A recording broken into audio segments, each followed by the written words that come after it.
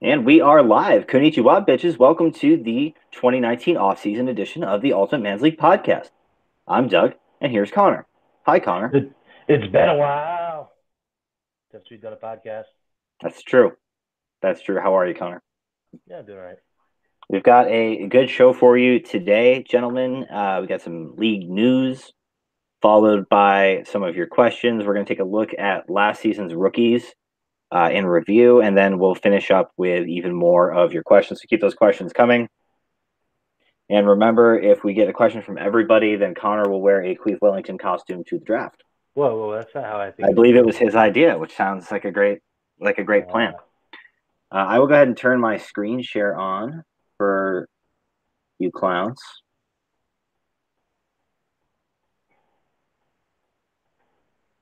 And we should be good to go, right? The biggest story right now in the NFL, Connor, is this Antonio Brown situation.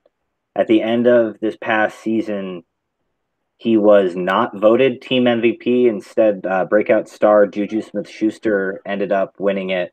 And Brown was very upset and has since requested a trade and wants a new contract. What do you make of this situation with Brown, and where does he play in 2019? Well, I think he's being a bit of a prima donna for sure, or a lot of a prima donna. But the guy is very, very good. Uh, any team that gets him is going to benefit from having him. It's going to come at a cost, but I could see him playing for the 49ers, uh, the Colts, the Jets, even the Bills. Go Bills are swirling out there. I doubt that he'd want to go there, but that is another possibility. At this point, he may not be getting too much of a choice uh, with his antics, but I think any team that gets him is going to be very, very happy with the production he's going to provide. Yeah, just let's not let him go to New England. Ugh. Nobody wants to see that. But I did hear a report from his former teammate, safety Ryan Clark, said to the trainer when it was the day Antonio Brown was going to get his new contract. He was walking up to the office, and Ryan Clark turned to the trainer and said, "Once he gets his money, you're going to have a real problem." So this isn't something like his teammates are aware of this, but I mean, you're a Hall of Fame level wide receiver. You can't get over the fact that he didn't win team MVP, like a plaque that goes on your wall. Like, what are we doing here?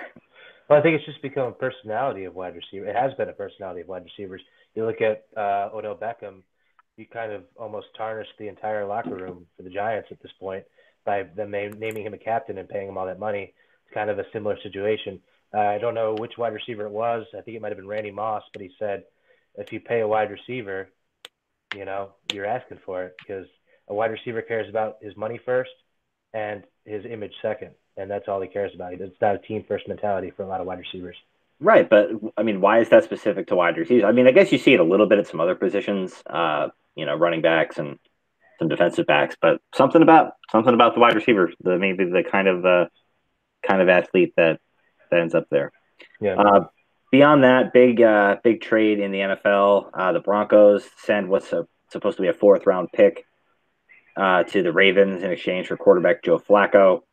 Flacco, of course, got benched last season for Lamar Jackson, who led the team to the playoffs. Looks like Case Keenum's time is done. So, what does this mean for Cortland Sutton? What does this mean for Emmanuel Sanders or anybody else on that Broncos offense? To me, not too much. Actually, if you looked at the stats for the year between Joe Flacco and Case Keenum, I think you have more of a leader and more experience from Joe Flacco, yes, but Case Keenum's numbers were almost identical and in some cases better than what Joe Flacco put up last year. Now, that's with hip injuries that we have no idea how for sure that is.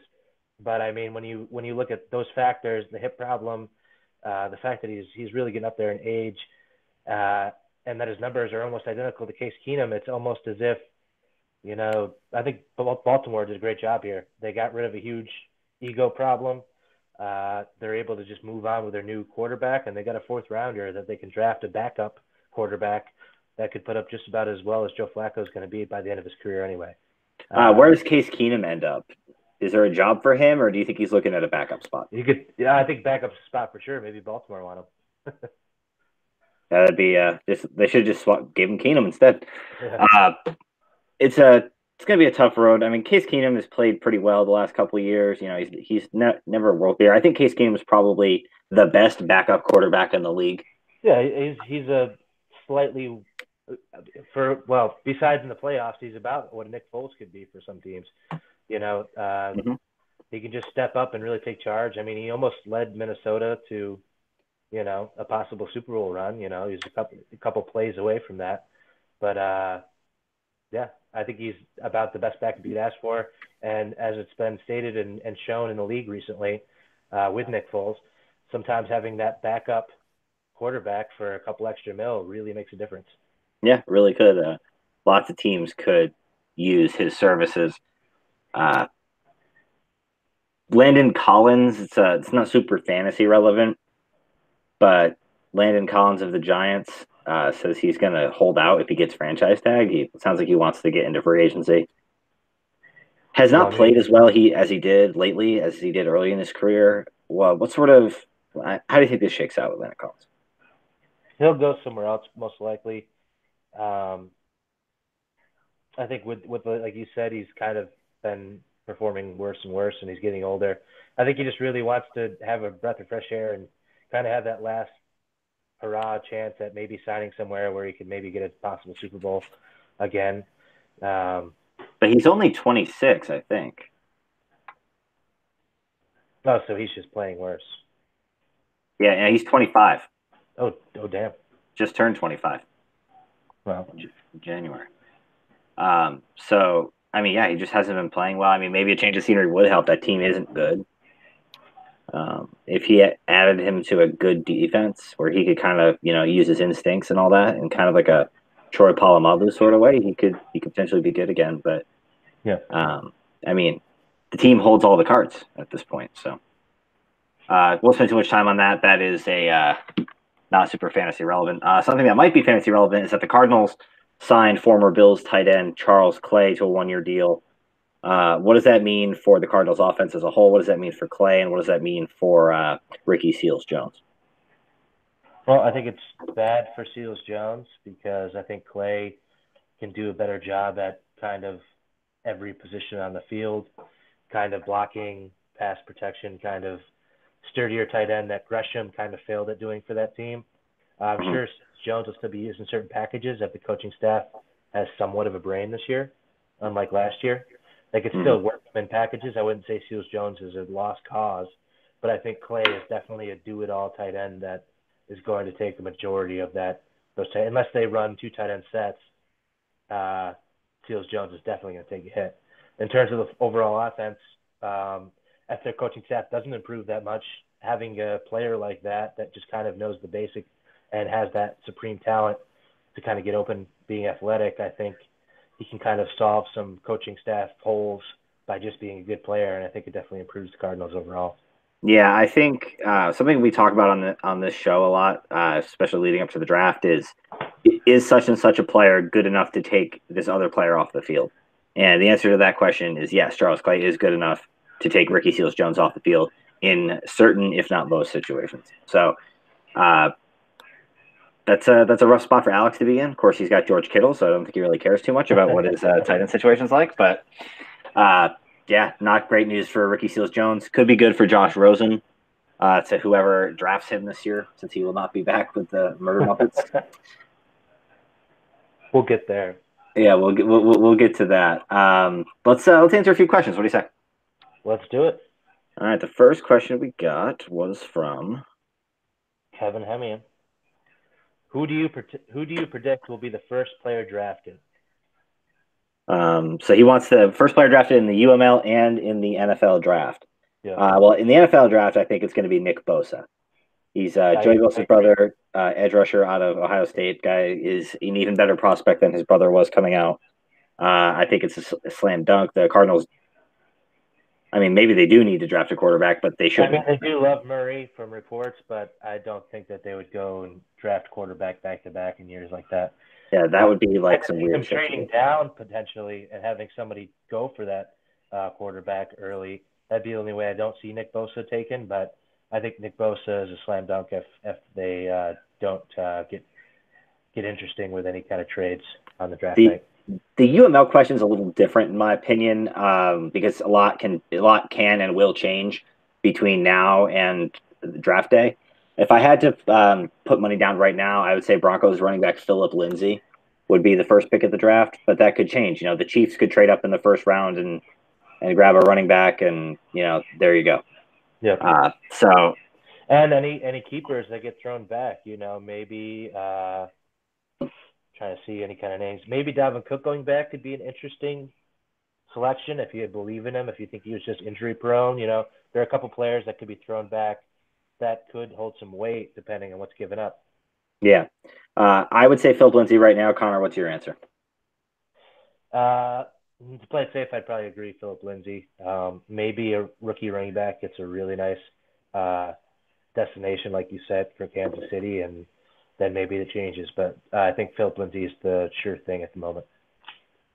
Awesome. Moving on to the next question. Where are we at? My brother asked, is Leonard Fournette worth keeping in the first round? Connor, I know you were excited to talk about this before the show. What is your opinion on Leonard Fournette? Well, it's interesting because he's in a lot of hot water. They have other options to go with, and they have a lot of draft capital and cap space. They could be a team that tries to make a play for a Mark Ingram or some team like that, or some player like that. There are options, maybe even Tevin Coleman. From what I hear from the organization, they're not pleased with him. They're not happy with him. He's been suspended. They're trying to get out of paying him extra money, which he's upset about. It's kind of a very awkward situation. That said, if he plays the whole year, he's worth a first-round pick. I mean, the guy can run. And with the way that running backs are in our league,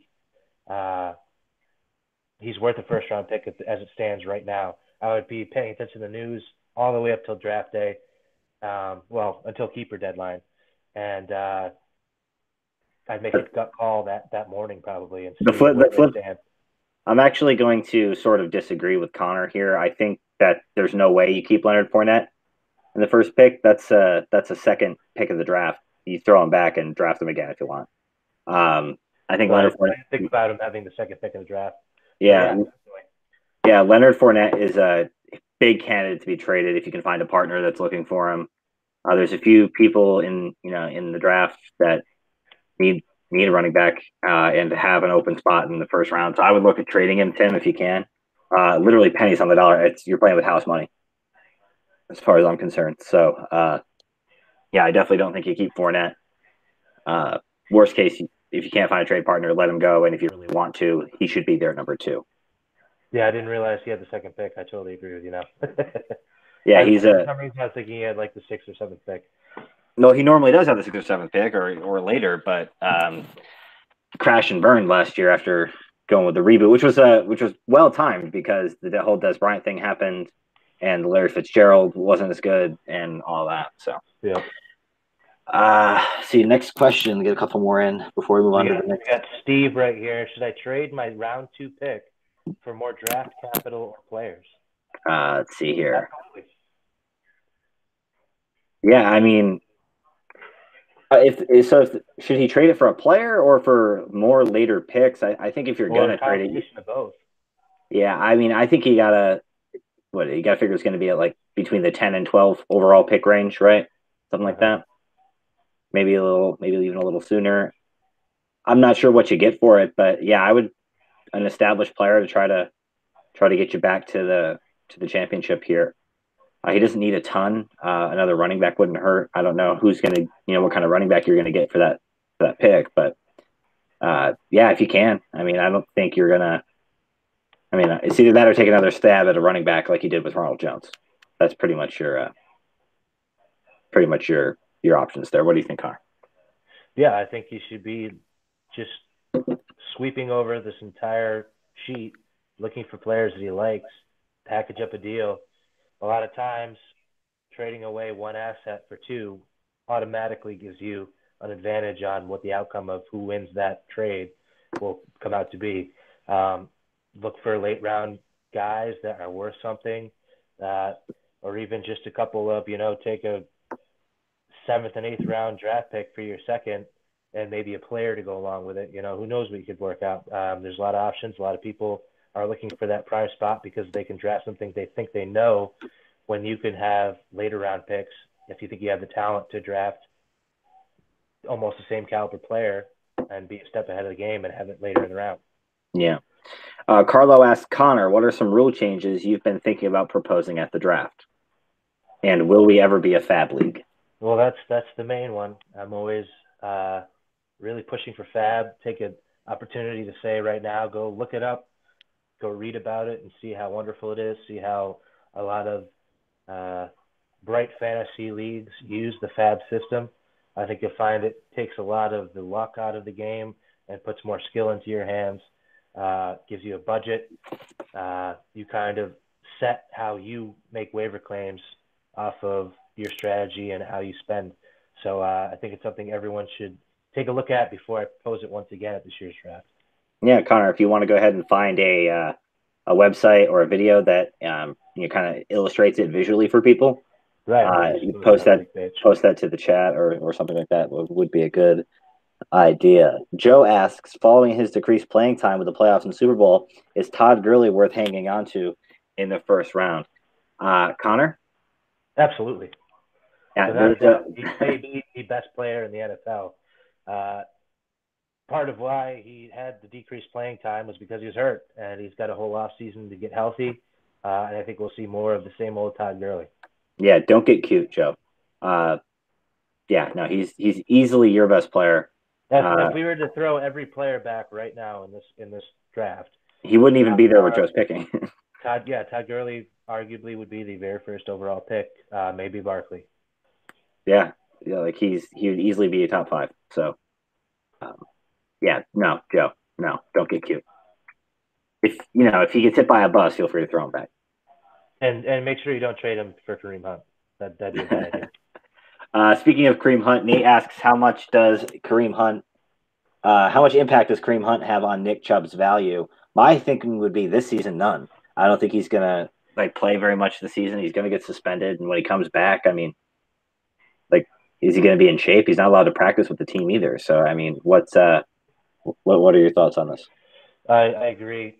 This year, I have no worries whatsoever. Honestly, the only thing I could think of the Browns doing this would be if they were to make the playoffs, they have a guarantee that if Nick Chubb were to be unhealthy, they have something to throw in, maybe something during the playoffs where they can switch it up and throw teams off. Mm-hmm. I think they really think the playoffs are in their landscape, and I think that their team probably could possibly make the playoffs next year. It's totally possible. And I think that's what that is. Other than that, I think it could just be for, pretty much just dibs. They said dibs on this guy for almost no money. Mm-hmm. I can do what I want. I can trade him. I could keep him. I could do what I want with him. And I think that's all it is. Yeah, let's say the suspension gets announced like a week before the draft and it's only 6 games or something like that, right? So some team now throws a 4th-round pick at you for him, and hey, free 4th-round pick. Right. It's one of those things. But this season, I'm assuming Nate owns Nick Chubb, right? He does, right? Yeah. I wouldn't trip over it this year, Nate. And we'll talk more about Nick Chubb during our rookie portion of this, and I think he has nothing to worry about. Yeah. Maybe ever too, because it's a 1-year deal, so who knows if he'll even be back. Let's speaking of rookies, let's switch gears to this concept segment that you came up with, Connor. We're gonna examine each rookie and his prospects for the next season. Is that about accurate? Yeah. All right, cool. We will start with Baker Mayfield. Had a great rookie season. You see there 27 touchdowns. Sets an NFL rookie record, 3,700 yards, and only started 13 games. What is your projection for Baker Mayfield in 2019 and beyond? How excited should Joe be? I think for next year, it will be a small progression, probably maybe throw for 4,000 yards instead of 3,700. Maybe get that interception rate a little bit lower. I think it'll generally be just about the same, but I think that's still a quality player to have. I think it's amazing to say this at this point, but Cleveland ended up being one of the better destinations for a lot of these rookies. If you look at pretty much almost any other situation, Cleveland's actually probably the best one. Maybe Baltimore's better, but yeah, I think he probably had the most immediate impact, the most immediate talent, and the best team to play for, and it's showing. He looked great, and I think it's only going to go up from here. Yeah, great. I think Baker Mayfield is that's going to be a starting quarterback for Joe for a long time. Offensive Rookie of the Year, easiest decision of the draft was AJ taking Saquon Barkley first overall last season. Had a great year, 1,300 yards and 11 touchdowns on the ground, and then I don't see receiving, but he also caught a lot of almost 800. Yeah, 91 receptions, another 4 touchdowns. So he was over 2,000 yards and 15 touchdowns. Absolute monster. How excited should AJ be? He's pretty much got one of, if not the best player for fantasy for the next 5 years. Yeah, it's a home run. He's going to be a sought after player for many years to come. I didn't think he was going to have. I thought he was going to be very good. I didn't think he was going to be that good with his reception totals. I think for fantasy in this PPR league, it's a huge game changer. And yeah, he can just run over everyone. He can catch over everyone. He's going to put up 20-point games on the reg for him.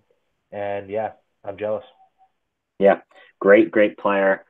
And like you said before, he's only 22 years old. And if we had rebooted the draft, he'd also be like a top, probably 2 pick at worst. We'll switch gears to one of your guys here, Connor. From just down the street from me here in Orange County, California.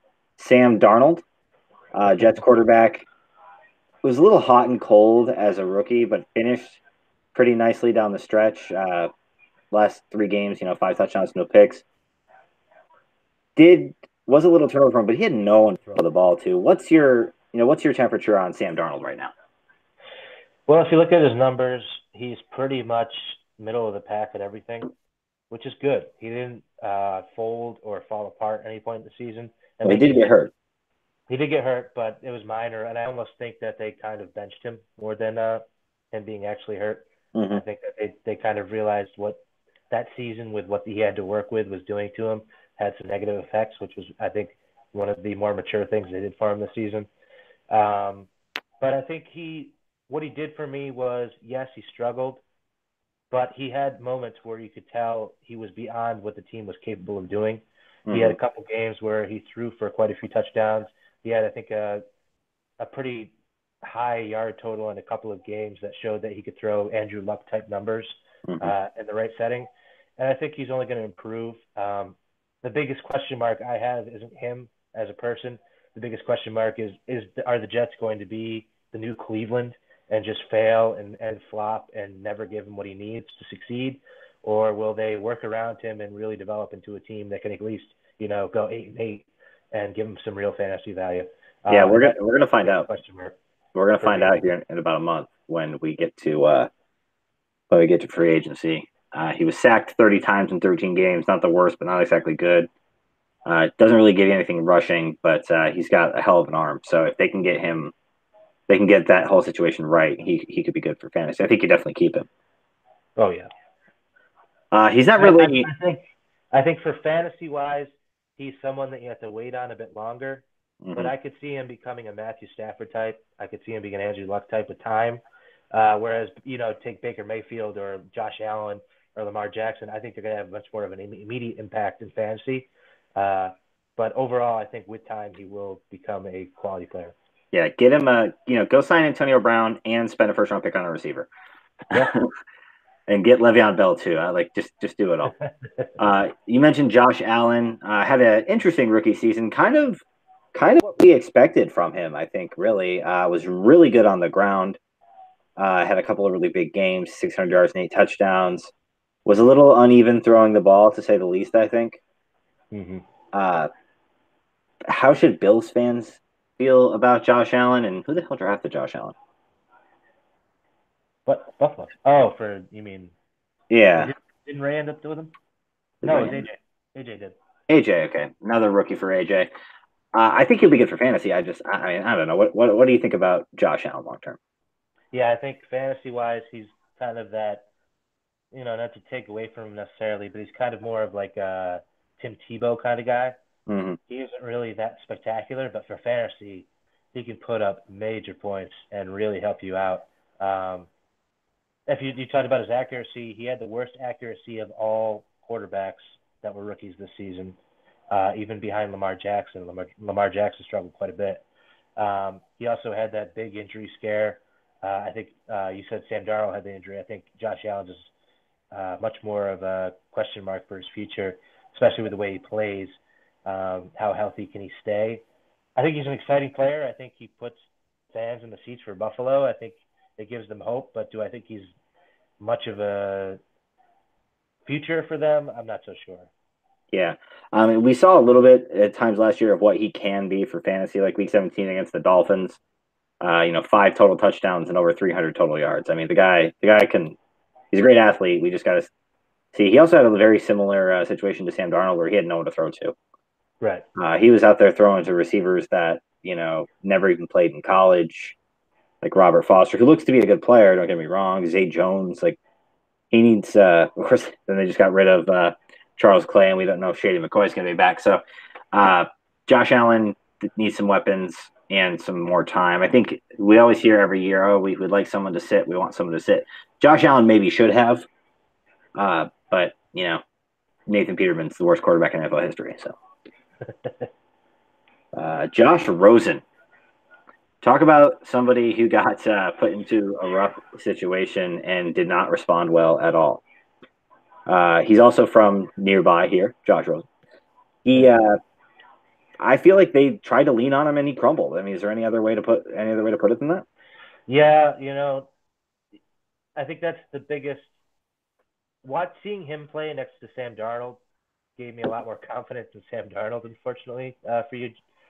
Josh Rosen, yes, he struggled because the system was terrible and god-awful and really bad, but he kind of showed that he didn't have much to offset that at all. And I know it's a little unfair to do to a guy.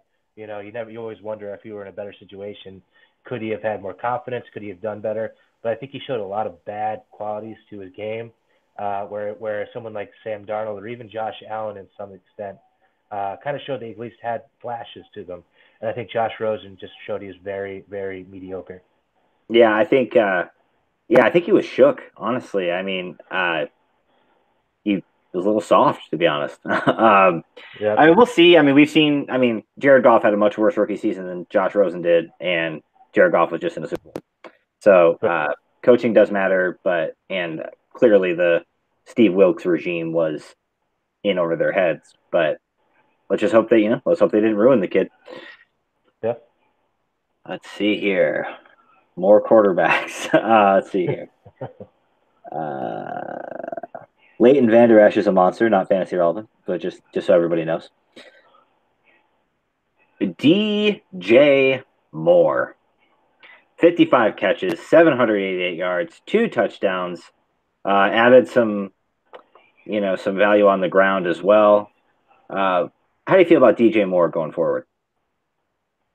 I thought he had a couple of games late in the season that really showed why they drafted him so early. And I think that he will be a quality player. I think a lot of it honestly fell on Cam's hands for Cam's shoulder, really. Well, yeah, in his shoulder. Because if you look towards the latter part of his season, he's really starting to come on, and then Cam really got banged up, and it kind of fell back to nothing again. But I really think just that small sample, it's very small, but I think that there's enough games there to show that he can put up great numbers. And I think with another season under his belt, a lot of wide receivers kind of slumped the first couple of years. I think by this third season, we could see him being a premier athlete at the wide receiver position. Yeah, I mean, we've seen. I mean, he is electric out there. I mean, he is fast. He's listed as 5'11", 210. He looks bigger than that on the field. Yeah. Yeah, I think he can play, but Cam's got to be healthy. He's not going to be putting up numbers with Taylor Heineke throwing him the ball, or whatever the guy's name was. But yeah, no, a good player overall. Hayden Hurst, also known as the second best rookie tight end on his own team last year. What's his outlook? Not good. I think he's not a bad player. I think if he were to be traded this offseason, that'd be fantastic for him. But with Lamar Jackson kind of taking over this upcoming season, I just see Mark Andrews being the benefactor. I think if he is going to throw it to his tight ends, he's going to throw it to Mark Andrews, for a deep pass or just – I just don't see Hayden Hurst's style of play and Jackson's mixing well. I think for another team, I mean, if he were to go to Dallas, that would be too shabby. Send him. We'll give you Sean Lee. Right to him, yeah.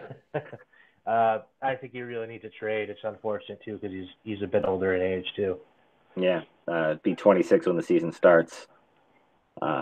Yeah, just not a good season. Injuries and everything, and he kind of lost his spot, to be honest. Yep.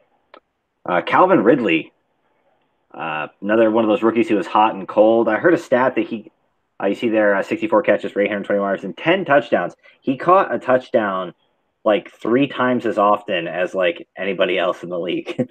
So on a per target basis, he did play well. There was a couple of just absolute monster games that he had. 146 yards and 3 touchdowns against New Orleans in week 3 was his best. But he kind of petered out towards the end of the season. Couple of bad games. He should be fine though, right? I'm going to go ahead and just declare it. I think out of the wide receiver class of that season or of that draft, he's by far going to be the stud of the entire draft at the wide receiver position. I saw so many amazing things. I'm surprised. What round does your dad have him? He did take him really early. I'm wondering if he'll keep him. I think he's round 3. Possibly should. It might be worth it. I don't know. I think he's going to be an absolute stud. I think Sanu's going to be more on the decline every year. Maybe not even a factor this upcoming season with the way Calvin Ridley played his rookie year. I just see him. He's going to be a dominator. And with Julio Jones either leaving or getting older, I could see what happened with Roddy White and Julio Jones kind of coming once again with Calvin Ridley. And I think Calvin Ridley is going to be a Hall of Fame caliber player at the time. Wow, that is high praise. Watch out. In 3 years, they're going to draft another receiver in the first round, and Connor's going to be on this podcast saying, hey, remember when Calvin Ridley took Julio Jones's job? Same thing's about to happen to Calvin Ridley. Calvin Ridley, great rookie season. Moving on past him, another first-rounder drafted by me that didn't really pan out. Played well when he got a chance to. Rashad Penny, 85 carries, 419 yards, 4.9 yards a carry, only 2 touchdowns, only caught 9 passes, also from nearby where I live. And, I mean, what's up with Rashad Penny? I think he's going to get opportunity this next season. He's not going away. He definitely had about as bad of a season as you could have it for the most part, outside of him actually having a few quality runs that really showed. I think he's going to be on the radar. He's going to get drafted early again this year, I think, unless they come out in a way and draft somebody else, which I doubt. There's no point doing that. I think he's going to get more attempts this season, as long as he can stay healthy. And if he doesn't, pack on the pounds like he did this offseason as well and stays in shape, I think he's going to be the feature back for Seattle. It's his to lose, even though he didn't play well. I mean, Chris Carson had a great season, though. Yeah, but Chris Carson has no future stake. He was a late-round pick, and he isn't always the healthiest. And he's just not the powerhouse runner that Rashad Penny could be. I mean, when you saw some of his runs, you could tell the guy can break away from a tackle and really do some damage.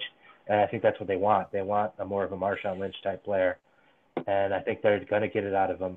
Whether he succeeds, we'll see. I'm surprised they didn't use him more in the passing game. I mean, he didn't play that much, obviously, but he did that a lot in college, and not doing it so much here in the NFL.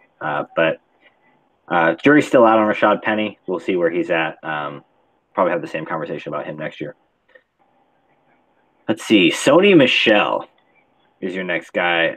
He was really good. 209 carries, just shy of 1,000 yards, 6 touchdowns.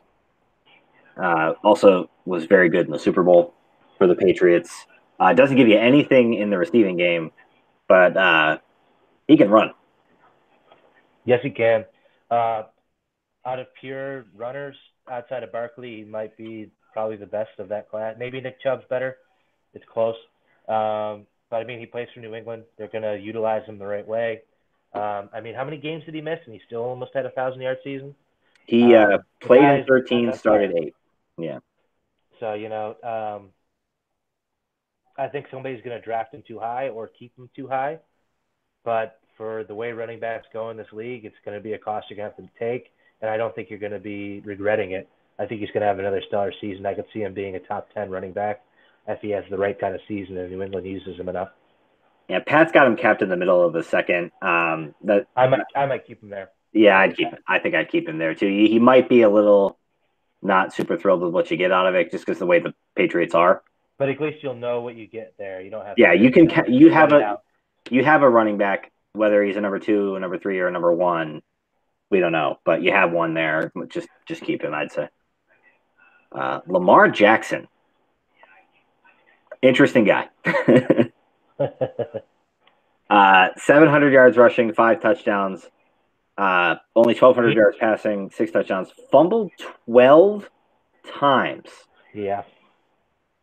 He's raw. Yeah, but man, that dude, he's an athlete. And he's going to start, and that's all I need to hear. For fantasy-wise, he's a lot like what we said with Josh Allen. And I think he's on a better squad. So I think he's going to put up awesome fantasy numbers. He could have a shit game, throw 2 picks, But he ran for 95 yards and 2 touchdowns. Yeah. Still got a 20-point game out of him, I think he's going to be awesome for fantasy. Not that great in real life. Maybe he can work on the fundamentals, but I mean, for fantasy, he's going to be a hell of a player. That is true. Who drafted him again? Kevin Hemian, Double Dog himself. Double Dog himself. That's going to be him and Dak Prescott. That's a nice group. Probably don't have to worry too much about that. Yeah, Lamar Jackson. I get a little worried about how much they seem to like to run with him. And just his build. He looks really slight out there. He fumbles a lot. As long as he stays healthy, he's going to be a monster. Yeah. Chick Nub. Just shy of 1,000 yards. Congrats to Nate. Nate owns him, right? Yeah. Congrats to Nate. I did not think he was going to do what he did yet in his career. I thought it was going to take a year or two, but he came out hot at the end of the year. He had some really nice runs that really impressed me. And assuming there's no funny business with Hunt, Nick Chubb, I think, is going to be one of the best running backs out of the class. Man, he can run the ball well. Yeah, he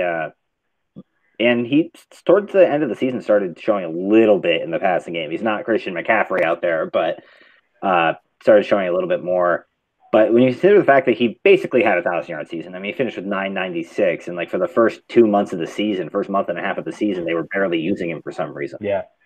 And especially in that game against Oakland, 3 carries for 105 yards and 2 touchdowns. Like, what are we doing here, folks? But no, he's a good player. We saw that 92-yard touchdown against the Falcons. Like the guy can play. And at least early in the season, there's not going to be any Kareem Hunt shenanigans. So, great pick. If you take away, the Barkley effect, you could argue that Nick Chubb was the highlight of this season. Maybe with Sony Michel and Philip Lindsay coming out, but Philip Lindsay definitely over Nick Chubb last year. I mean, maybe going forward, Nick Chubb. Philip Lindsay had a much better season. Yeah. But yeah, great pick and an easy keep for Nate, in my opinion. Let's see here. Why don't we pause there and get to a few more questions and then get back into it. All right. Hopefully people are still asking more. Carlo asks, Connor, what legitimate advice would you give to Doug on how to retool his running back core? Oh boy. Can we use a time machine? Is that You better go to church, boy. stop him from kicking that lady? I'm looking at the way your team is set up. You're gonna have to throw back Alex Collins, obviously. Rashad Penny could be an interesting decision.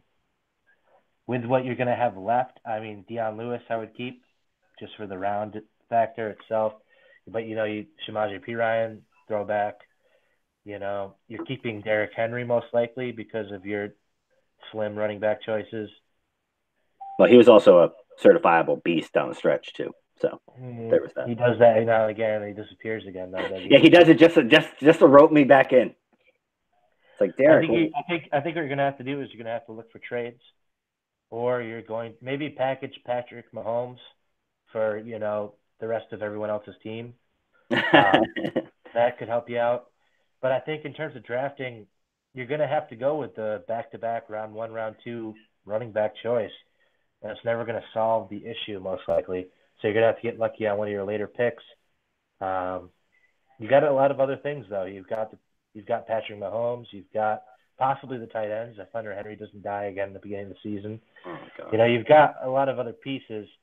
I just think Kareem Hunt really screwed you, and You're gonna have to trade and find lower round solutions that may not work out immediately. You might have to take a couple of years to really rebuild it.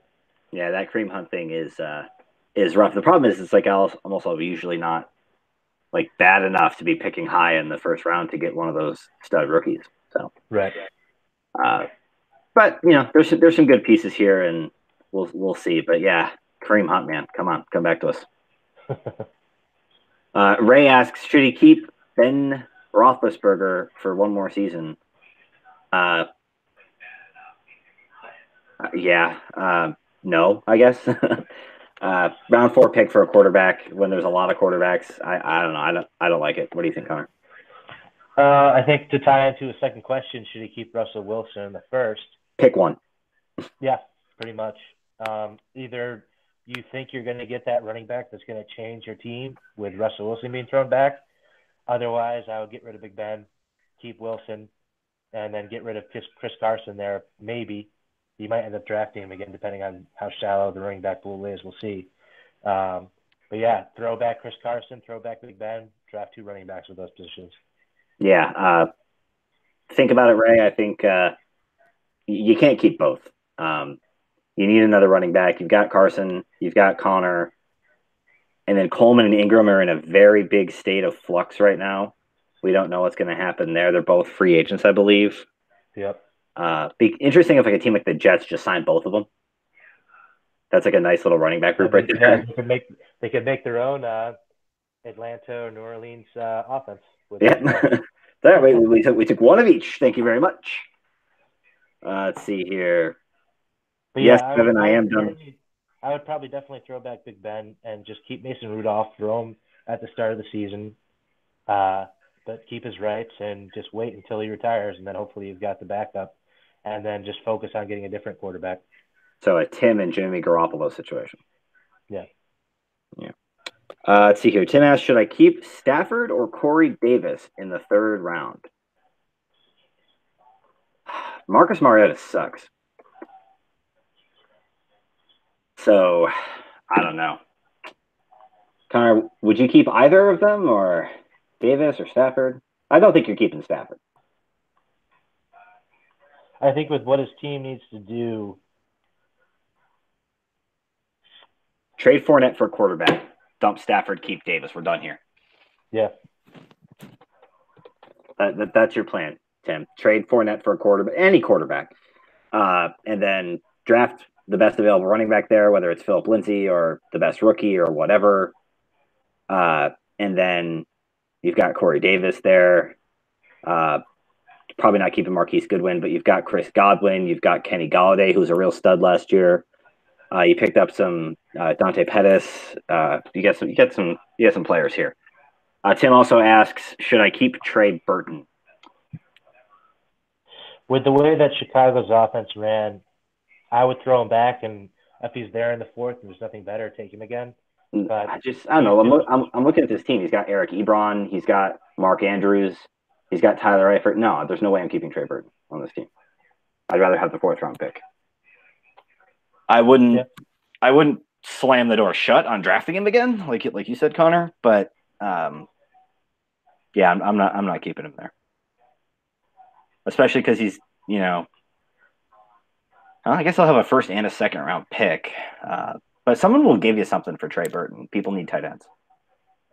True. I need a second tight end. You've got Rudolph and Olsen. Well, Olsen's going to retire, you don't think? Yeah, he's going to retire for sure.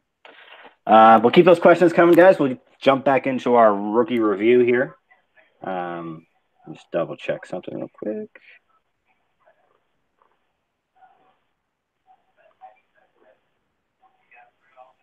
Okay. Tim says Fournette is on the block. Unmitigated disaster rookie season, Ronald Jones. Connor, take it away. Whew. I think I saw there was a stat that he had more tackles than yards to end the season or something like that. I don't know about that. That's pretty sad. Oh my goodness. Yeah, it's rough. He needs to completely start over. I think it most likely. Connor, his best game was 10 carries for 29 yards. Yeah, it's bad. Oh man, and that was a good offense last year too. Yeah, and that's what makes me think he's not going to make it. He's worth a super late flyer in this year's draft. I assume he's not going to be kept. But if I were to guess, I would say they're going to probably draft something in this draft. I mean, what else do they have to fix on the offensive side than the running back or trade? I could see. I heard Mark Ingram was another talk there. Although I don't know how much. That's such a Buccaneers thing to do. That would be insane. But I just don't see him getting the starting job to start the season, and without it, he's never going to. He's drowning, basically. He's drowning, and the ship is sailing. Yeah, I mean, he'll probably make the Bucs team just because he was drafted so high. But it says a lot when they won't even put him on the field. I'd call him like an Abdullah, but actually worse.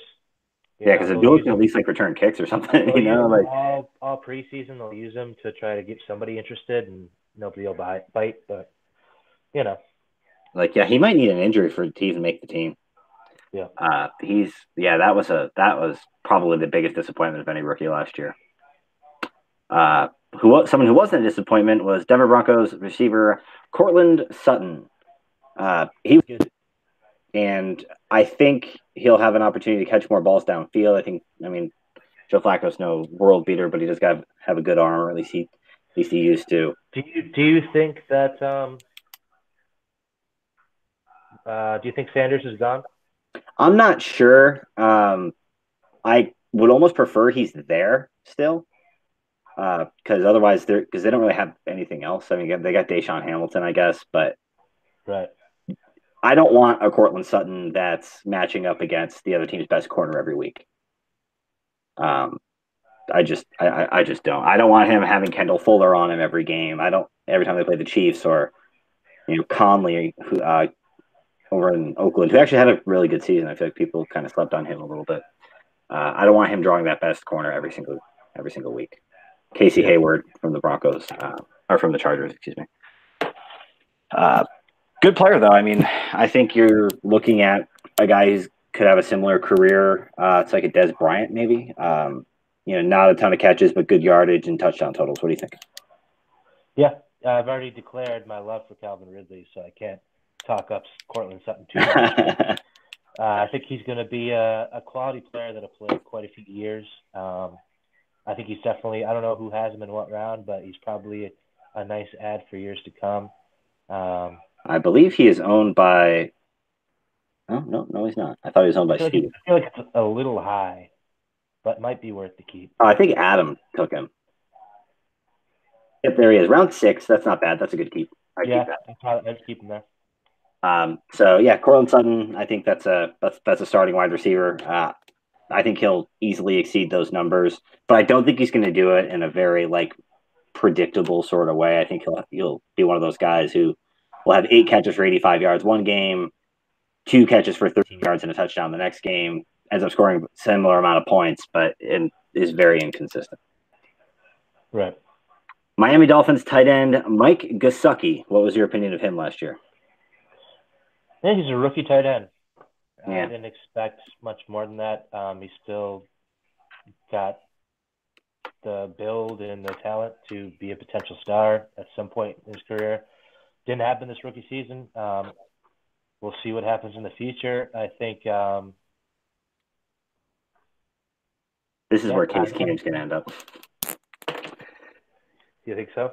Maybe. I mean, they're intent on getting rid of Tannehill. I mean, tight ends are always hard. I mean, maybe he never improves beyond this, but at some point the talent should take over. I don't know where he's kept or by who. It should be Steve. He's got Gesicki in the 9th. He's got Evan Ingram and Cameron Brate. I'm probably not keeping him there.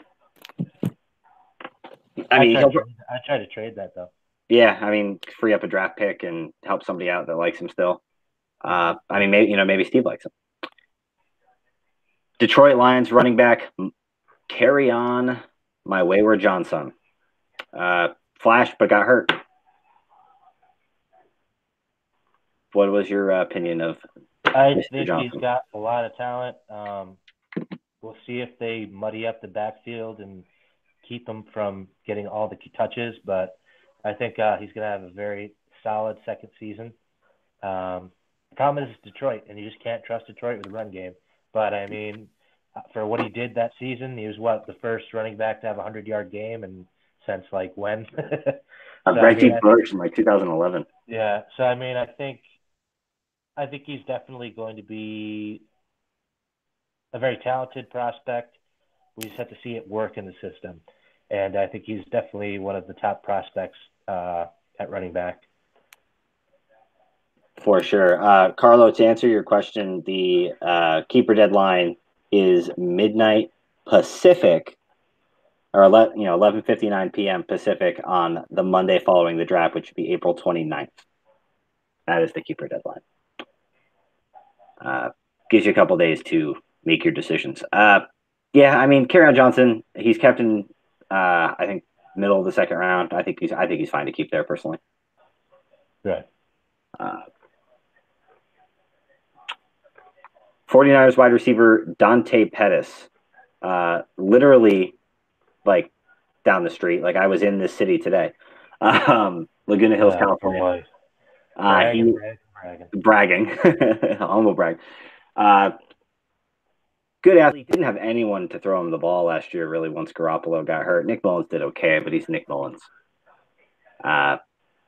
Tim's got him kept in the 14th round. What do you think, Connor? That's going to be a nice keeper. I think he's got a lot to prove, and I think he'll do a lot better as seasons come. Obviously got hurt, but I think this guy could be a real star. Yeah, got a good offensive system, and should have a good quarterback. I mean, we'll see, but should be good. A guy everyone was real. This was the pick in the draft that everybody heard. Christian Kirk, from Scottsdale, Arizona, playing for the Cardinals now, had a pretty decent rookie season, all things considered. What's his projection for you going forward? Yeah, it wasn't flashy, but he was pretty much a very consistent possession receiver, and he's definitely a favorite of Rosen. That might be the one upside of that offense with Rosen in it, is that Christian Kirk is going to love the opportunity to play with him because they seem to go like bread and butter. And I think he could do a similar role as Larry in terms of receptions. I wouldn't say he's as good as Larry, but I think he's going to get a lot of opportunity to get a lot of receptions in a PPR league, which all you can ask for. Yeah, that's going to be a good one. I think we all kind of thought that. I think it was Ray that drafted him. That he took him a little early. Ray's going to have to think about it, but it is early, but it's not terrible. Round 6, he's got Michael Thomas, he's got Stephon Diggs, he's got Sterling Shepard, Michael Crabtree. He's got a good receiving core where he kind of insulate himself from something like this. I think that Wilson Roethlisberger decision is going to really affect what he does with Christian Kirk. And if he does keep Kirk, I would consider maybe freeing up Crabtree and Shepard there. Maybe getting rid of those two and seeing what you can get, or maybe taking him back. Yeah, I don't think anyone's going to give you anything for Crabtree, but you could trade Shepard. Yeah. Dallas Goedert. I think he's a good player. I don't know how much opportunity there is for him, though. I think he's going to be kind of in the same setup as what had happened to Burton. He's going to have some flashes, but until he gets somewhere else, or they just want to keep him because it's just that much of a trick play mentality that they can get some bullshit play and have him catch, a 60-yard touchdown. They're not going to pass that up, and I think he's going to be stuck there, but he's got supreme talent. That's the only reason I think Gesicki gets a little bit more of a chance, just because he's going to be the lead guy there. Mm-hmm. But in terms of actual raw talent, Goddard's got it. It's sad that he's stuck on the Eagles when he could have been playing for the Dallas Cowboys right now. Yep. Could have been playing for the Dallas Cowboys. Good player, though. Where is he kept? I think Joe's got him, right? Joe's got him, yeah. Let's see here. Broadway Joe's. Yeah, round 8. That's tough. I don't think you can keep him there. It's going to be some tough calls this year for keepers. Yeah, for sure. Bears wide receiver Anthony Miller. Caught a bunch of touchdowns, but does Mitchell Trubisky suck or not?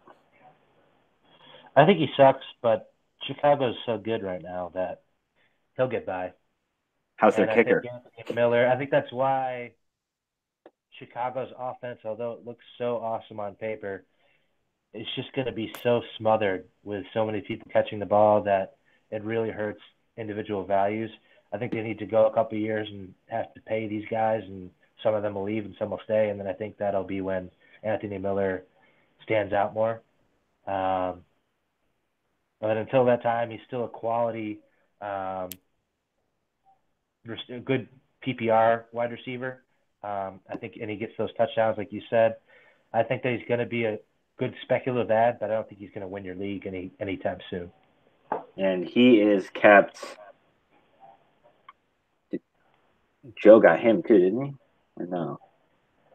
One of 15 receivers he drafted last year?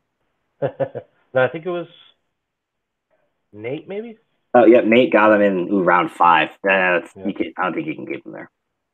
Yeah, that's too high. He didn't show enough, and he also got hurt. Yeah. Probably have to throw him back. You'd probably get him again, though, maybe a couple rounds later. Yeah, good player. Someone will snatch him up, but yeah, Nate, I don't know if he's worth a 5th. Let's see here.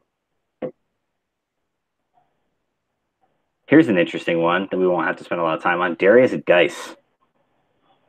We'll see. Yeah. Damn your dad. He should be healthy. I know we were all wondering, when's he going to go? When's he going to go? Is he going to go? Old man ends up pulling the trigger on him in the 10th, which just looks so good right now. Yeah, there's no way he'd give that up. He could have spent a 6th at this point, and I'd probably keep him at the 6th. Yeah, that was a good move. I think everybody else wanted to get him in like the 15th, and so he just kind of stepped up and made it. I don't see any way that he's not like the lead back. They've got Chris Thompson there to catch some passes out of the backfield, compliment him. I think he's going to be, and there's going to be plenty of time between his injury and the start of next season. I think he's good to go. I agree. Let's see. Next pick was another questionable draft pick, James Washington for the Pittsburgh Steelers. Could get some opportunities if Antonio Brown is gone. I think he's going to have a huge shot. He's definitely somebody who. Is he good though? That's the question. What round was he kept? Because he might be a very nice keeper. Let's see. I believe Pat drafted him. That sounds about right. Round 11. Yeah, I'd probably hold on to that. He's got a lot of opportunity, and that's 95% of the battle. So That's a lot of targets that Brown's given up. Yep, and obviously Juju will get a lot, but he's also going to get a lot more coverage. Had two prominent wide receivers that get a lot of points. Yep. James Washington is going to have a lot of opportunity this year for sure, as the roster stands currently. The very next pick, also a Pat player, was wide receiver DJ Chark, who doesn't appear to be very good at football. What are your thoughts? Yeah, I didn't think it was a good pick for Jacksonville. I think he's very raw. He's a guy that in a couple of years maybe we'll see him playing like not if they don't get a quarterback. But I don't see him affecting anything anytime soon. Yeah, another one of those guys, all sizzle no steak kind of situation. That's the end of the second round. We'll touch on a couple of guys here in the third. Another Pat player, Royce Freeman, kind of got usurped by Philip Lindsay. Any reason to keep Royce Freeman in the first?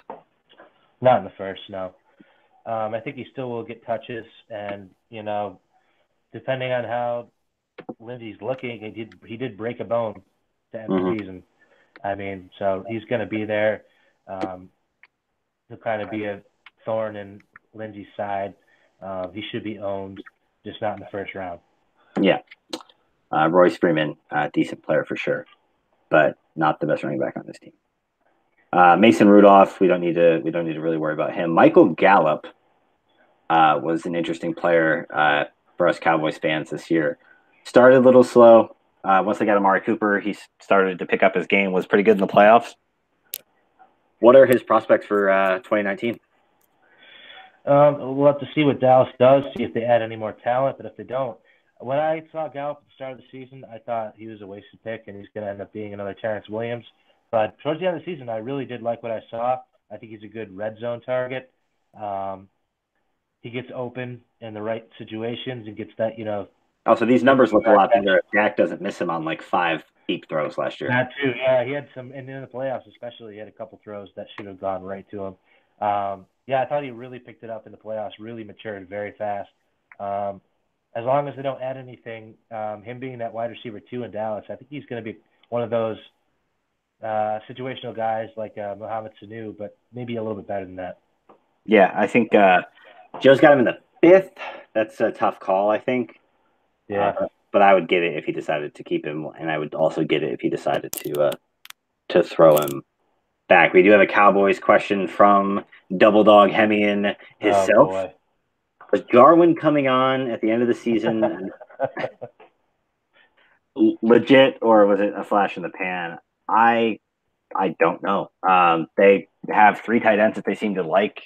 I know a lot of Cowboys fans are wanting them to go after a tight end early in the draft or one of the big free agents. I don't think they're going to do it. I think they're going to roll with Jarwin and Schultz and Swain. Hopefully Rico Gathers is not part of that equation because that dude sucks. But Jarwin, I don't know. What do you think, Connor? Yeah, I mean, if he were to keep him, I think he's have him like the 14th round. It's earlier. It's 13th round. 13, oh yeah, I'd throw him back, but I mean, you could probably get him again, and there is a real chance that he's going to start, and he probably will have capable weeks. I'm sure if he isn't drafted, he will be a kind of around the league kind of tight end that's going to get picked up for people's bye weeks, and I think he will. And yeah. Carlo asks, is Kevin's championship window closing? I think Kevin kind of closed it himself with that trade he just made. What do you think, Connor? I think he's ready to start a new chapter. I mean, I'm sure Kevin does not enjoy going to the draft party and watch everyone else have fun while he sits there for 3 hours waiting for his first pick either. So that should be a lot of fun for him this year. But I think so, Carlo. I think Kevin saw all the writing on the wall with this Le'Veon Bell and Antonio Brown stuff. Drew Brees looked like garbage at the end of last season as well. Not for nothing. He's got a couple of good young quarterbacks. He's got some pieces. Better just rip off the Band-Aid than do it one hair at a time. So I think his team is still talented enough where he'll be in the mix for the playoffs. I don't know that he's going to be a championship contender this year. Obviously, we'll have to see how the draft and everything else shakes out. But But yes, but I also think it's reopening. How's that for an answer, Carlo? Also, I love the troll. I love the troll.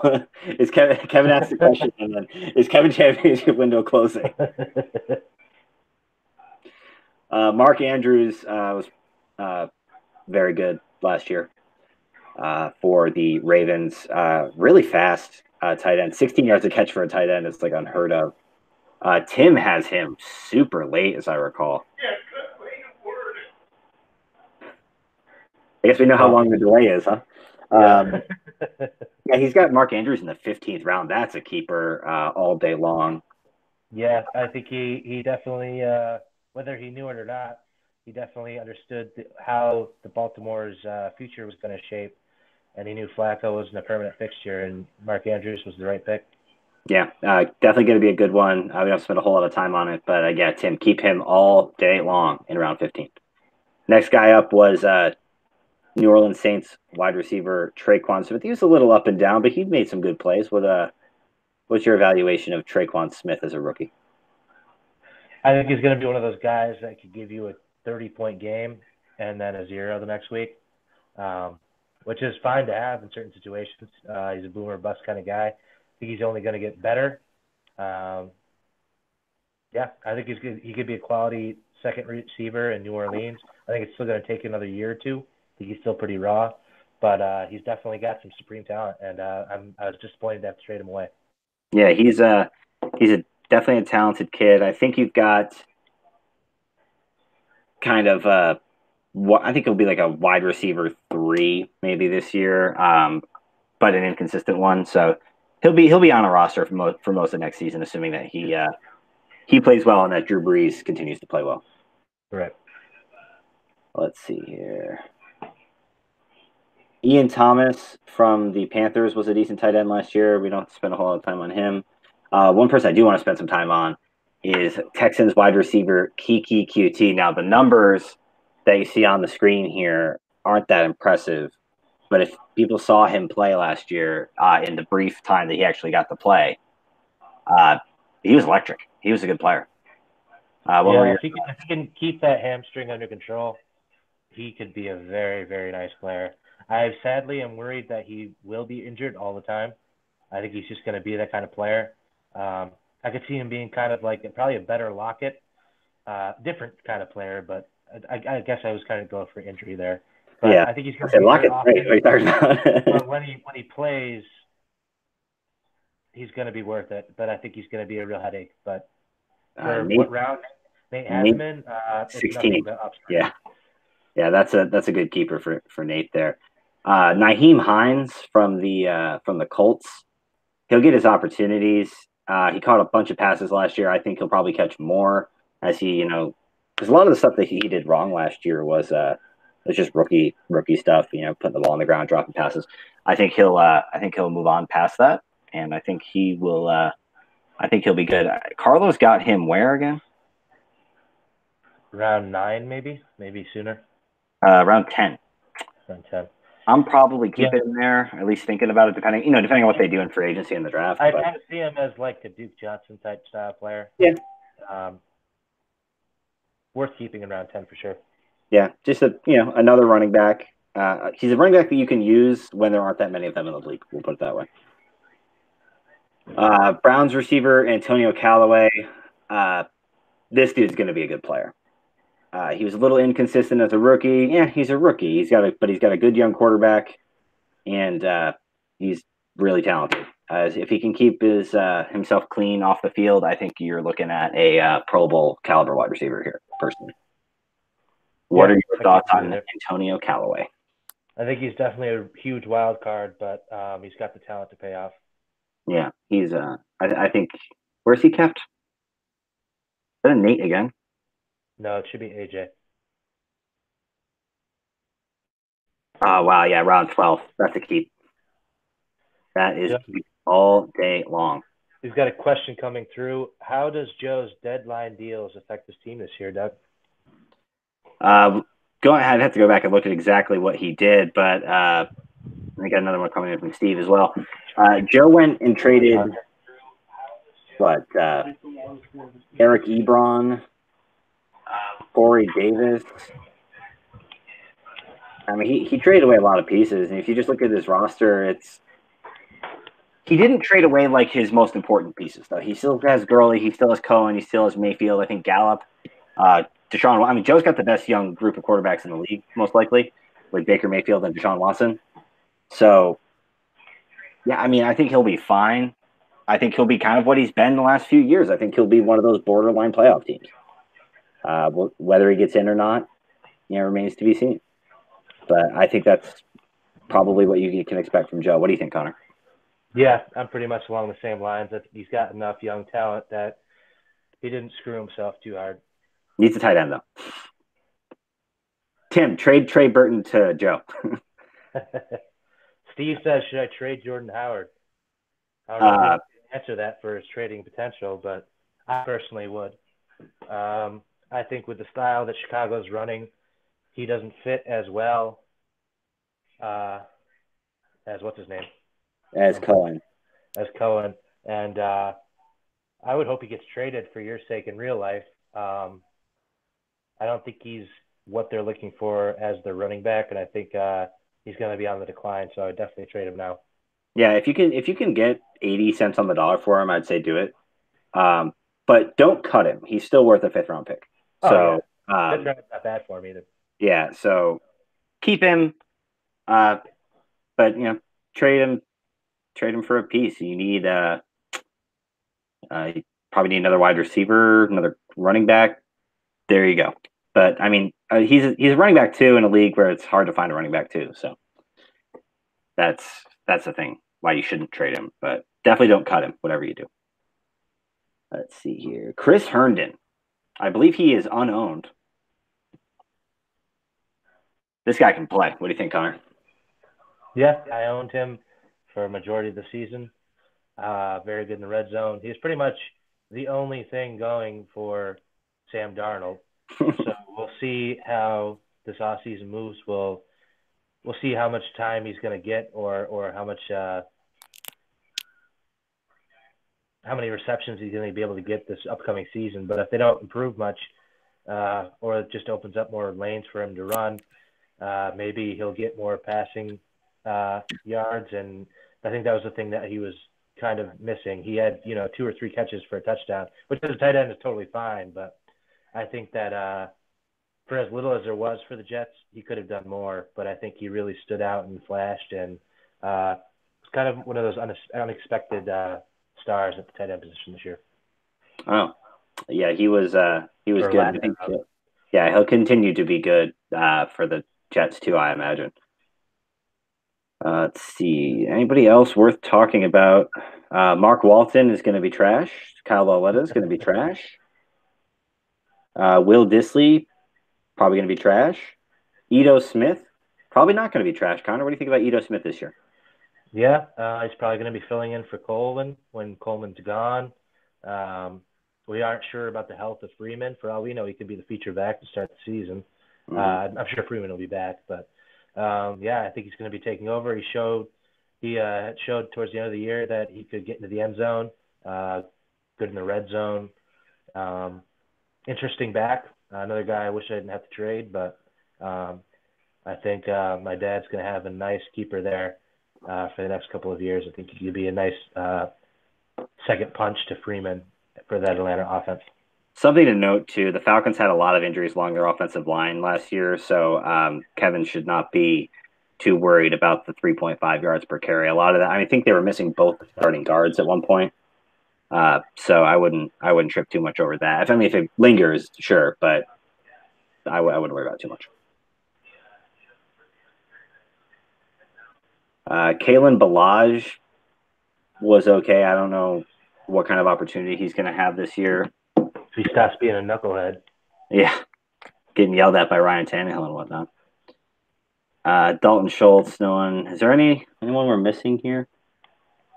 Probably, but there's Philip Lindsay, but he was undrafted.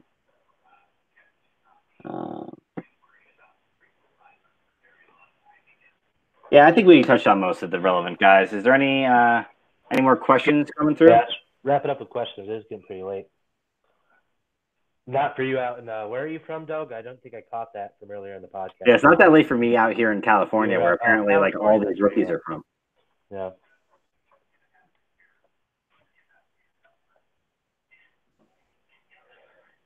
Man, what a Getting weird. back into the swing of things with this podcast.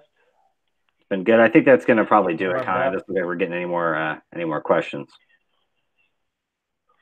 It was a good effort, though. Lots of people. Yep. Doesn't look like Doug's going to be dressing up as a queef. Not everybody answered, but it was a valiant attempt. Okay, Connor, thanks for taking the time. Guys, thanks for watching. Thanks for your questions. Comment in the chat when you want another one of these. Probably do a few leading up to the draft and then a few leading up to the UML draft. So just let us know. And until next time, konnichiwa, bitches.